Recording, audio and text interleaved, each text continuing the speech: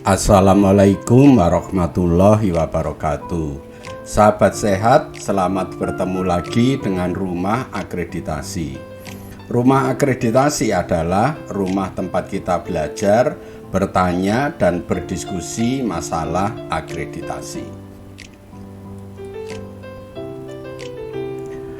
Kali ini kita akan memberikan tutorial tentang penurunan angka kematian ibu dan angka kematian neonatus. Ini merupakan bagian dari program prioritas nasional ya. Jadi ini merupakan sesuatu yang baru, jadi Bapak Ibu perlu memahami ini sehingga bisa melaksanakan standarnya di Fasyankesnya. Ya, tutorial ini akan dipandu oleh Dr. Yanto, Surveyor FKTP. Kita pahami dulu apa yang dimaksud angka kematian ibu ya. Jadi angka kematian ibu itu adalah jumlah kematian ya selama kehamilan atau periode 40 hari setelah berakhir kehamilan ya, akibat semua sebab yang terkait ya dengan atau diperberat oleh kehamilan atau penanganannya, tetapi bukan disebabkan oleh kecelakaan atau cedera.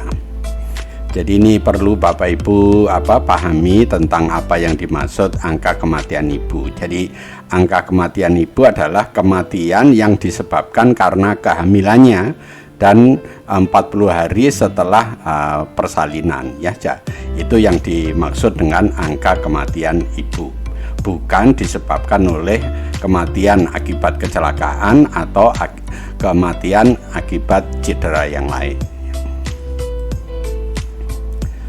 Bapak Ibu sekalian, untuk memahami standar akreditasi, jadi urutannya adalah dibaca standarnya dulu, setelah itu dibaca pokok pikirannya, setelah itu dibaca elemen penilaiannya, jadi EP-nya.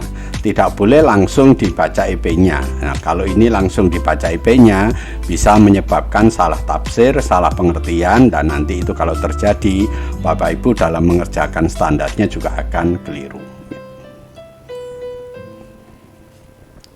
Baik, kita baca dulu standarnya ya. Jadi di sini sebutkan, jadi Puskesmas ya dalam memberikan pelayanan kesehatan itu ya, yaitu berupa ibu hamil, ibu bersalin ya, masa sesudah melahirkan, dan bayi baru lahir ya.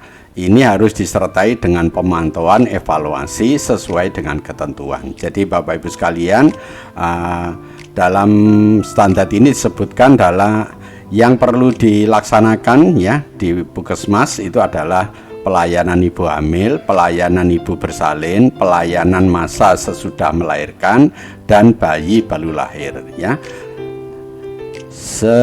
Setelah dilaksanakan juga perlu dilakukan pemantauan, juga perlu dilakukan evaluasi ya, sesuai dengan peraturan atau sesuai dengan SOP-nya.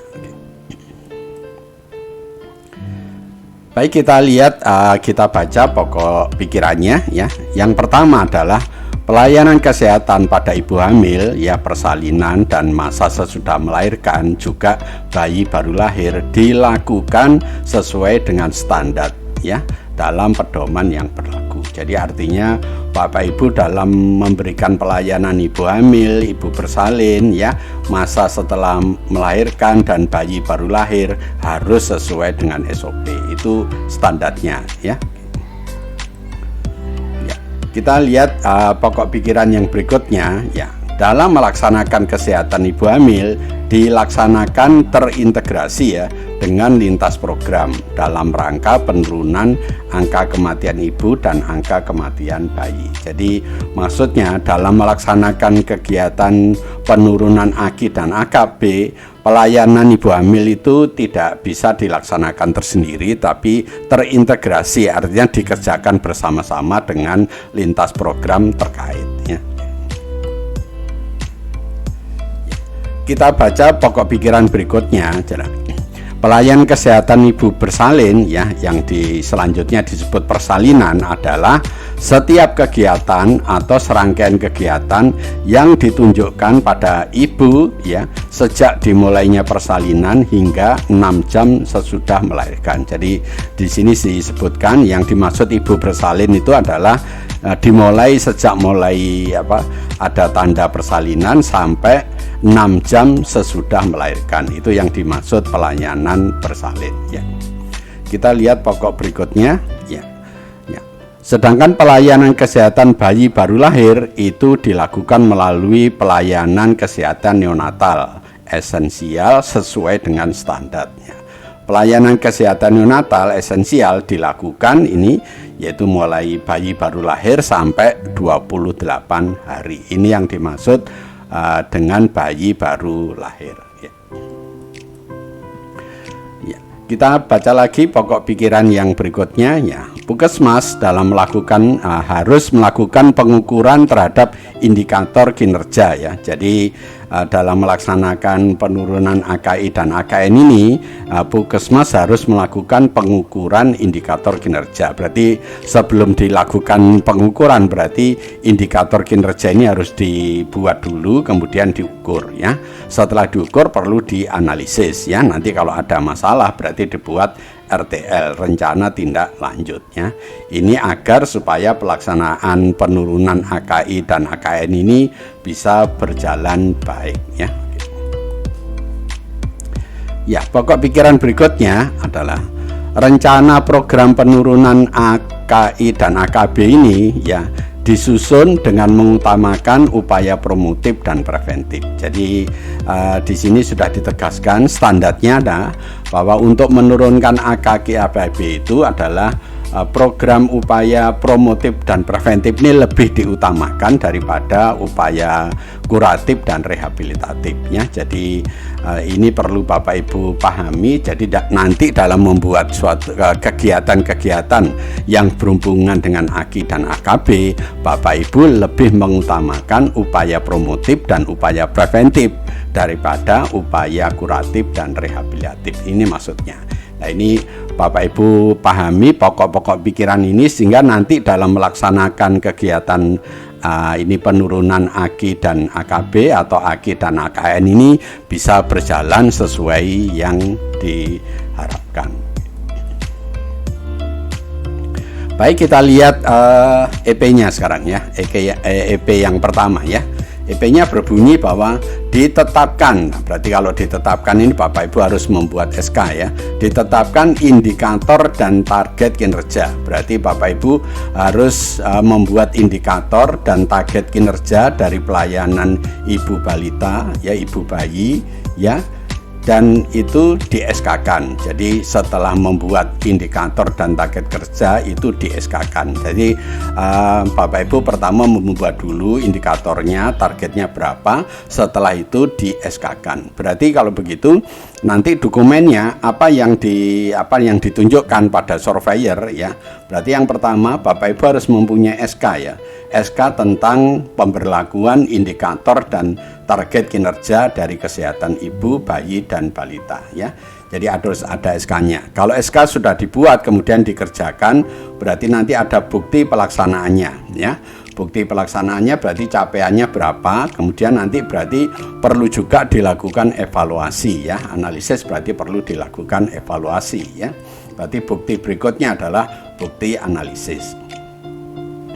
Jadi sekali lagi dalam EP ini, EP yang pertama, jadi Bapak Ibu sekali lagi membuat SK, kemudian bukti pelaksanaannya ya, ini bisa berupa register, bisa berupa kalau kegiatan keluar berarti dari buku harian dan sebagainya, dan setelah itu hasilnya dianalisis ya.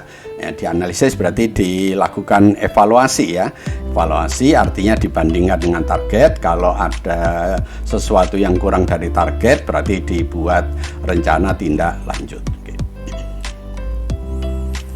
Ini contoh indikatornya ya. Ini adalah beberapa contoh. Bapak Ibu memakai ini juga boleh, membuat yang lain juga boleh. Nah, kita bacakan contohnya.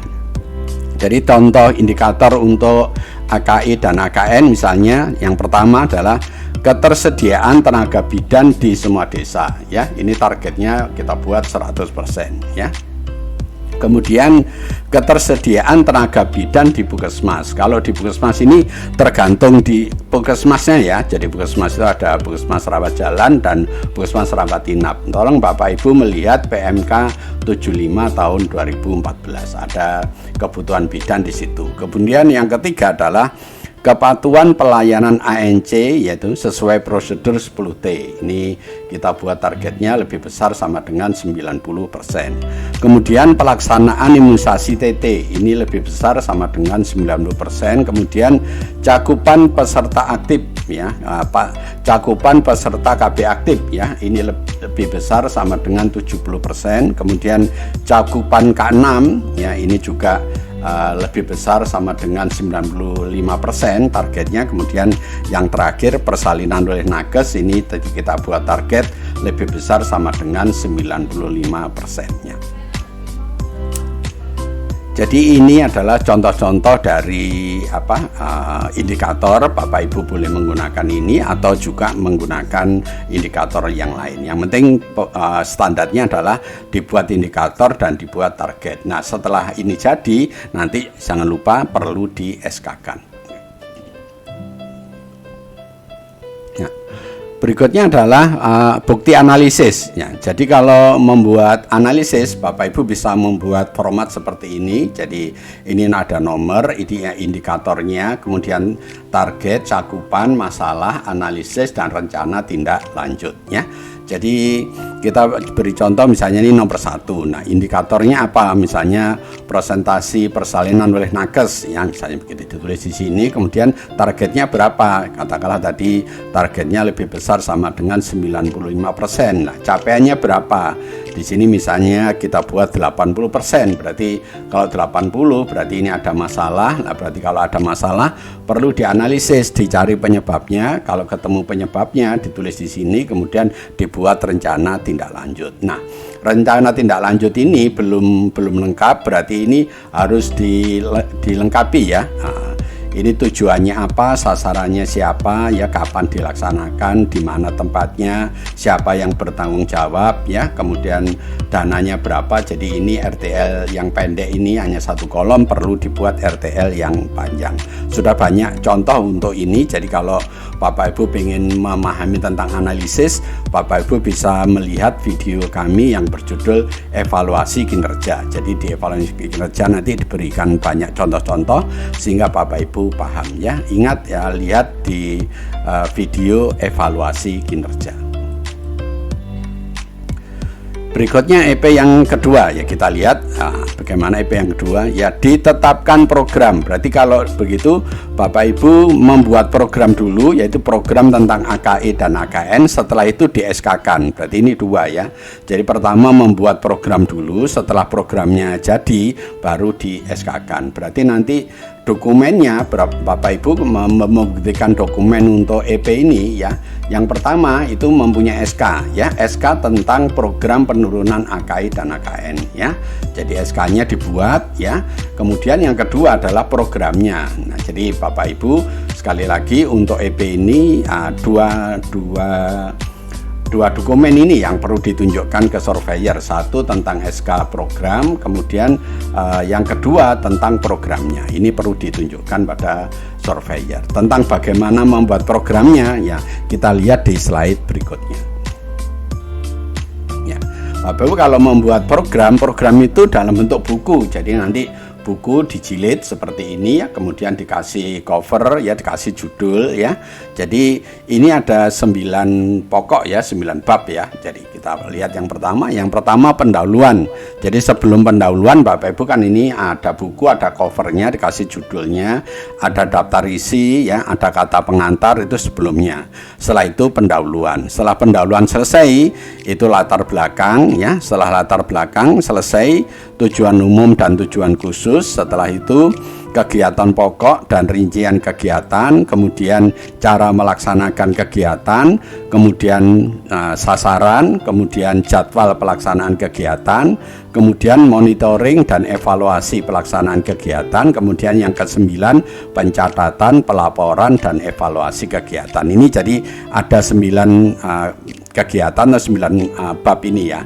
Bapak Ibu, untuk lebih jelasnya ini tentang bagaimana caranya membuat program, Bapak Ibu bisa melihat banyak video kami yang berjudul tentang program ya.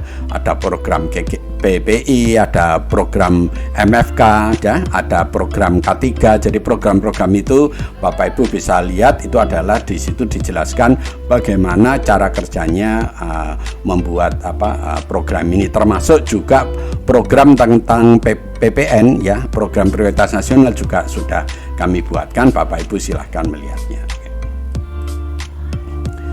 Berikutnya yang EP yang ketiga ya. Sekarang EP yang ketiga kita lihat ya. Tersedia alat, obat, bahan habis pakai ya, prasarana pendukung ya untuk pelayanan kesehatan ibu, bayi baru lahir ya, termasuk standar gawat daruratan untuk maternal dan neonatal. Berarti ini yang diperlukan adalah ketersediaan alatnya ini ya. Nah, berarti kalau gitu dokumennya apa? Berarti bukti tersedianya obat. Berarti nanti pada surveinya datang, surveinya itu kan melakukan observasi. Berarti obatnya itu dilihat betul ada atau enggak. Berarti Bapak Ibu harus membuktikan bahwa obatnya itu ada. Kemudian bukti tersedianya alat. Nah, alat-alat untuk persalinan kan banyak. Alat untuk persalinan, alat untuk ibu hamil ya, alat untuk memeriksa bayi ya, alat untuk imunisasi. Nah, semuanya alat-alat itu harus tersedia ya. Kemudian bukti tersedianya bahan habis pakai ya. Bahan habis pakai ini bisa alkohol, bisa betadin ya, bisa kapas ya, dan lain-lain. Itu semuanya harus tersedia pada saat nanti terakreditasi. Itu diakreditasi Bapak Ibu harus nunjukkan ini. Kemudian bukti alat kegawat daruratan baik untuk maternal maupun neonatal ya.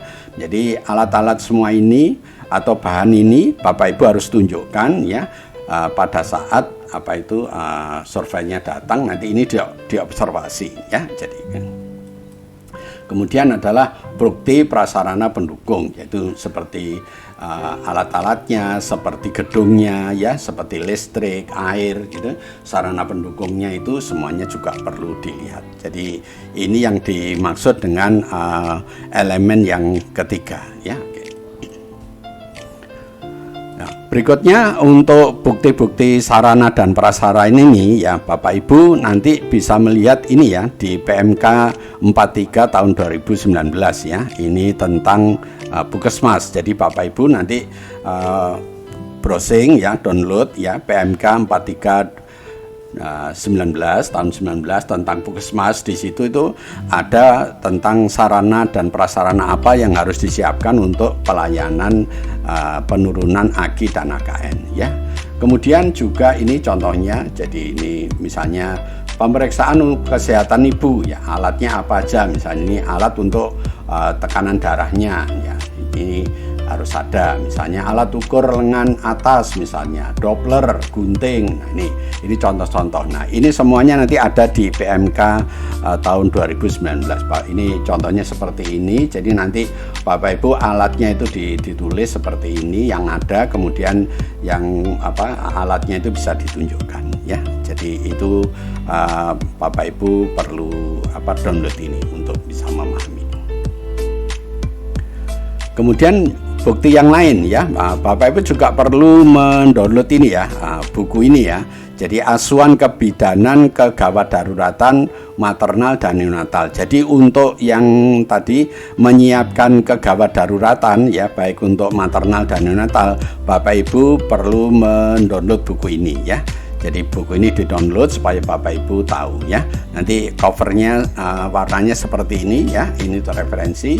Berarti nanti di dalamnya itu Bapak Ibu juga membuat perencanaan ya, atau pencatatan alat. Misalnya ini alatnya Doppler ya, kebutuhannya berapa, kesediaannya berapa, kondisinya sekarang bagus ya, rusak ringan atau rusak berat.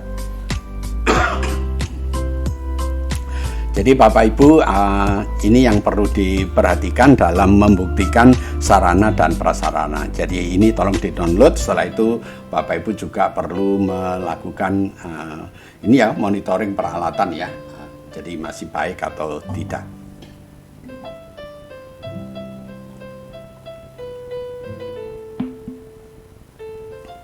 Kita lihat slide berikutnya. Berikutnya adalah elemen EP yang keempat ya. Nah, di sini sebutkan bahwa dilakukan pelayanan kesehatan ya, baik pada ibu hamil, masa persalinan ya, pada masa buteki, kemudian harus sesuai dengan prosedur. Jadi pelayanan itu harus sesuai prosedur ya. Sedangkan pelayanan persalinan harus menggunakan patograf. Jadi Bapak Ibu ini wajib ya, nanti kalau menolong persalinan di puskesmas harus ditunjukkan menggunakan patograf. Ini harus bisa dibuktikan. Dan pada saat merujuk ya, pasien-pasien yang gawat juga perlu dilakukan stabilisasi prarujukan. Artinya sebelum dirujuk pasien itu harus distabilisasi dulu ya. Misalnya dipasang infus, dipasang oksigen sehingga dalam keadaan aman selama perjalanan. Itu nanti Bapak Ibu bisa buktikan di dalam rekam medis dan di dalam bukti-bukti yang lainnya. Dan untuk puskesmas diharapkan itu mampu ponetnya. Untuk mampu ponet nanti dibuktikan dengan SK-nya maupun dengan prasarana dan sarana yang ada. Jadi dalam melaksanakan EP ini ya, dokumen apa yang perlu dibuat ya, kita ya. Pertama Bapak Ibu harus mempunyai SOP ya.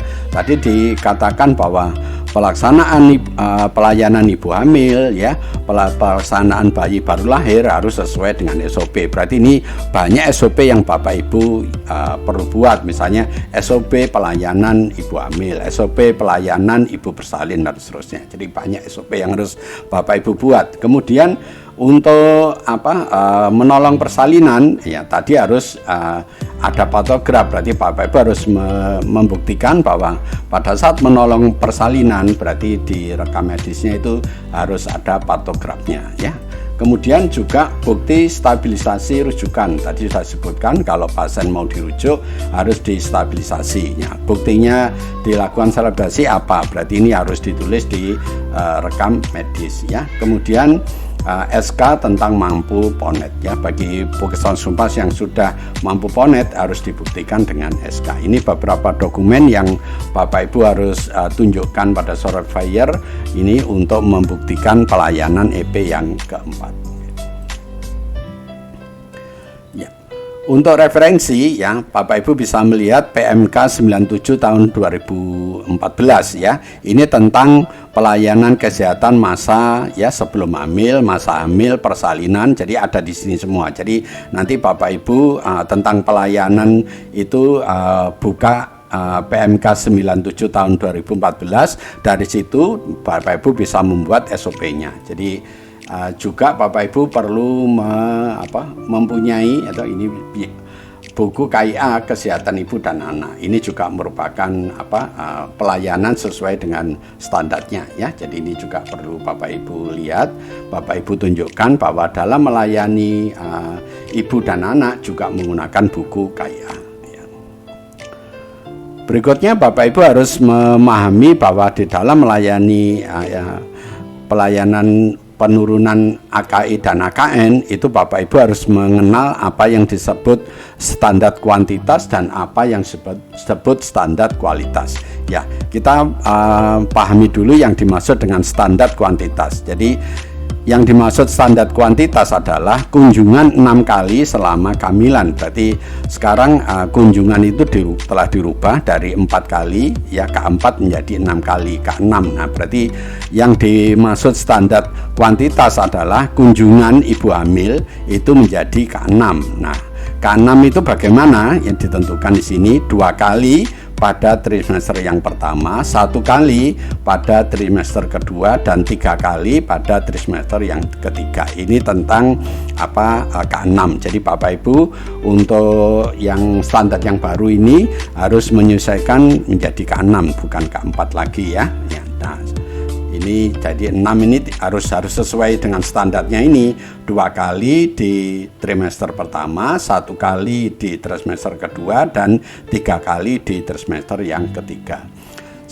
Dan pada saat kunjungan ibu hamil, ya standar kualitasnya harus dilakukan 10T, jadi harus lengkap 10T. Nah 10T itu apa? Misalnya ini adalah pengukuran berat badan dan tinggi badan, itu yang pertama. Kedua, pengukuran tekanan darah, kemudian pengukuran lila, ya, kemudian pengukuran tinggi fundus, ya, kemudian pengukuran DJJ, ya, kemudian pemberian imunisasi, kemudian pemberian tablet tambah darah, kemudian tes laboratorium, ya, kemudian tata laksana penanganan kasus, kemudian yang ke-10 adalah konseling. Jadi ini 10T, ya. 10T ini harus dilaksanakan semuanya, tidak boleh kurang. Kalau kurang berarti tidak memenuhi standar kualitas. Ini yang dimaksud 10T. Jadi Bapak Ibu saya kira yang bidan-bidan sudah paham tentang 10T ini. Baik, kita lihat sekarang yang EP yang kelima, ya. EP yang kelima dikatakan dilakukan persalinan sesuai dengan kebijakan, berarti sesuai dengan SK, sesuai pedoman, ya, sesuai prosedur dan sesuai kerangka acuan. Jadi ini banyak, ya. Jadi dalam melakukan persalinan itu harus sesuai SK, sesuai pedoman, sesuai prosedur dan sesuai KK, ya. Jadi dokumennya berarti nanti ada SK, ya, kemudian setelah itu ada pedoman panduan, kemudian itu ada KK, kemudian itu ada SOP. Jadi dalam melaksanakan persalinan, ya, dokumennya itu harus lengkap, ya, ada SK-nya, ada pedomannya, ada KK-nya, dan ada SOP-nya. Pedoman ini untuk kegiatan UKP, kalau KK itu untuk kegiatan UKM, jadi untuk kegiatan di luar gedung. Sedangkan untuk pedoman panduan ini lebih di dalam gedung, misalnya untuk menolong persalinan. Kemudian yang lain, ya, contoh-contoh tentang SK, ya, misalnya SK jenis pelayanan ini, ya, di situ harus muncul tentang pelayanan persalinan. Kemudian juga SK tim ruang bersalin, ya, Bapak Ibu juga harus mempunyai SK tim di ruang bersalin itu. Kemudian SK pelayanan persalinan misalnya. Kemudian SOP asuhan persalinan normal, ya, APN, ya. Kemudian KAK asuhan persalinan normal di puskesmas. Jadi ini ada SOP, ada KAK, ada SK. Jadi ini ada beberapa contoh yang jelas. SK, SOP, KAK, pedoman itu banyak yang perlu Bapak Ibu buat, dan itu harus dibuat semua, ya. Nah ini kalau patogram nanti seperti ini. Jadi ini harus diisi, ya. Saya kira Bapak Ibu bidan-bidan yang sudah sering melakukan ini, yang penting dalam pengisian patogramnya ini harus diisi lengkap, ya. Jadi nanti ini akan dilihat oleh surveyor, ya, pada saat akreditasi. Berikutnya yang adalah EP yang ke-6, ya. EP yang ke-6 sebutkan bahwa kegiatan penurunan AKI dan AKB itu dikoordinasikan, ya. Ya, dengan siapa? Dengan lintas program dan lintas sektor, ya. Jadi dokumennya berarti nanti harus ada SK tentang koordinasi, kemudian KAK tentang koordinasi, kemudian bukti koordinasi. Nah, koordinasi membuktikannya itu tergantung kegiatannya. Kalau koordinasinya dilakukan dengan rapat, berarti nanti itu ada uang, ya. Uang itu singkatan dari undangan, absensi, kemudian notulen dan gambar atau foto. Berarti kalau kegiatannya rapat, Bapak Ibu membuktikannya dengan undangan, dengan absensi, dengan notulen dan dengan gambar atau foto.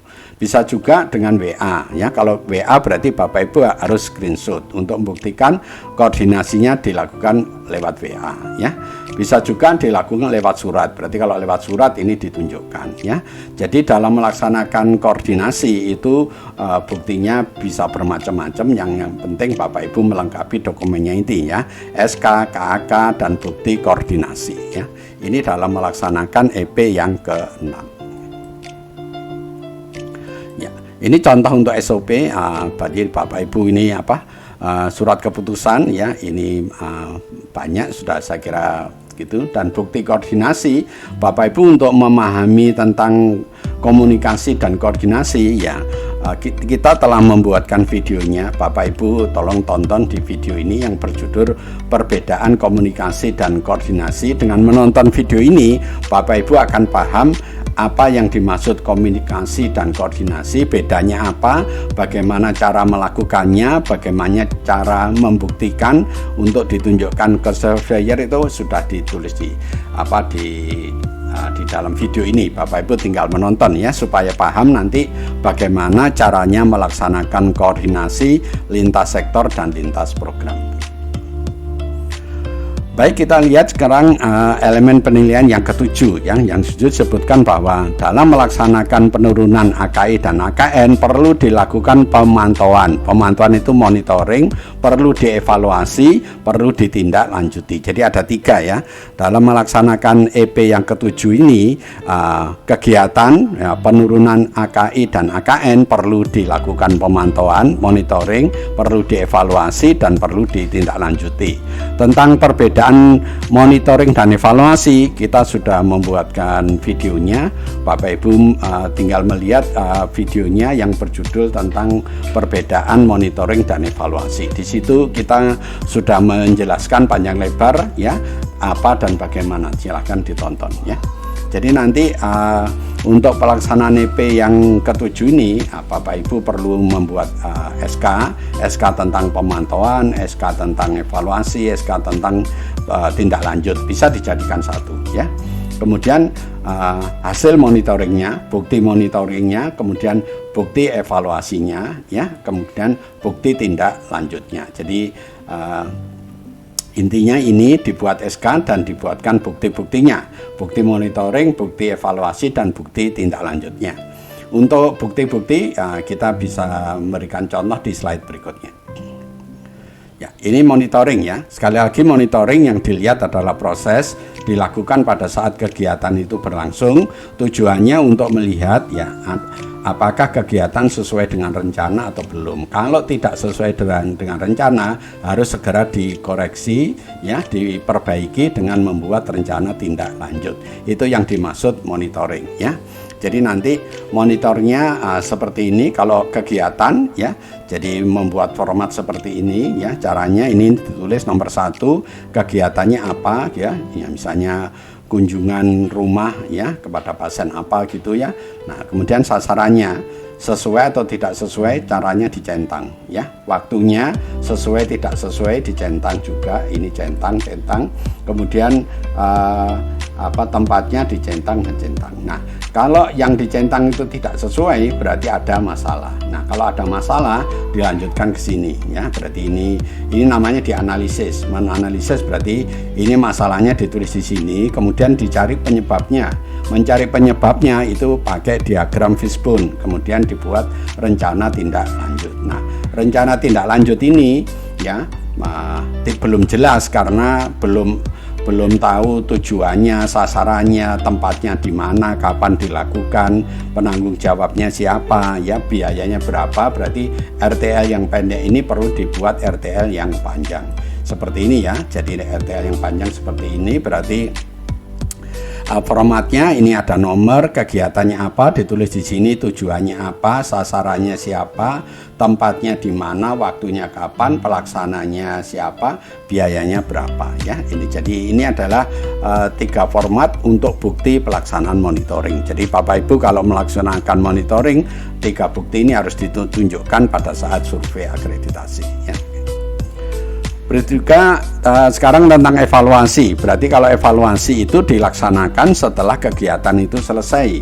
Ya, evaluasi adalah membandingkan cakupan dengan target ya. Kalau targetnya tidak tercapai berarti ada masalah, kemudian dilanjutkan dengan analisis dan RTL ya. Jadi formatnya seperti ini. Jadi ini kita tulis nomornya, kegiatannya apa ditulis di sini ya. Kemudian targetnya ya, kemudian cakupannya berapa ya, kemudian perlu dilihat kesenjangannya ya.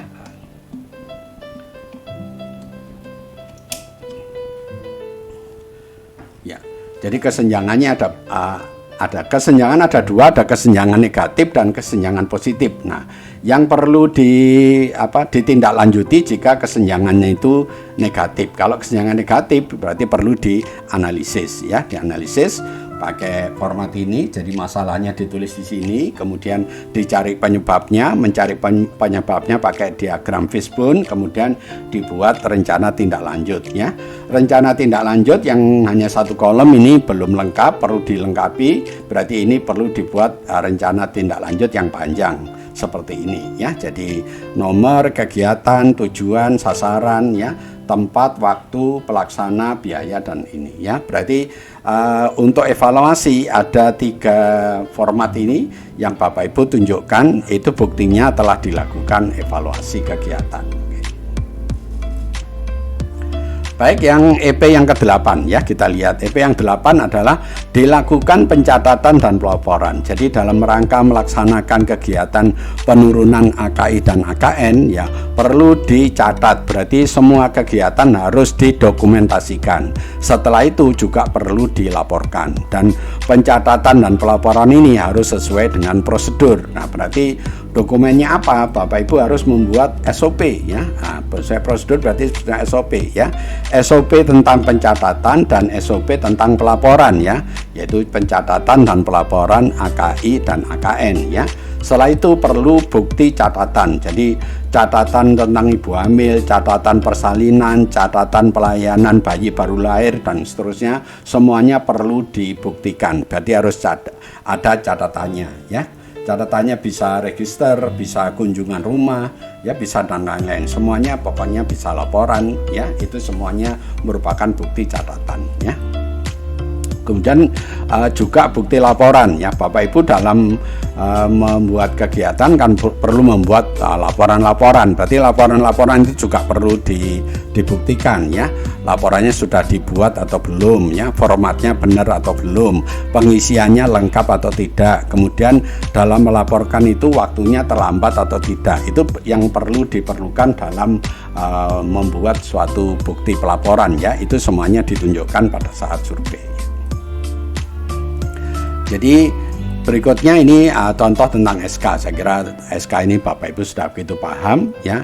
Kemudian untuk register ini contohnya adalah ini register tentang laporan PWS KIA. Jadi ini contohnya register tentang laporan PWS KIA yang Bapak Ibu harus buat, ya. Juga mungkin register-register yang lain. Juga ini misalnya register kohort ibu hamil. Jadi ini merupakan bukti-bukti pencatatan, ya, bahwa itu dilakukan, bahwa itu jangan lupa dibuktikan dengan dokumen-dokumen ini, ya. Ya, terima kasih telah menonton video ini. Jika video ini Bapak Ibu anggap baik, jangan lupa kita beri like, dan jangan lupa beri kami subscribe, ya, supaya Bapak Ibu tidak ketinggalan kalau kami mengupload video yang baru. Juga kalau ada sesuatu yang kurang jelas, tolong ditulis di komen, ya. Dan kalau ada sesuatu yang Bapak Ibu inginkan dibuatkan video apa, juga silakan menulis di komen. Cuma nanti sabar, ya, karena antriannya panjang. Juga yang terakhir, tolong bantu share video ini kepada saudara kita yang lain, agar saudara kita yang lain itu ikut bisa menikmati manfaat dari video ini, ya. Lebih kurangnya saya mohon maaf, ya.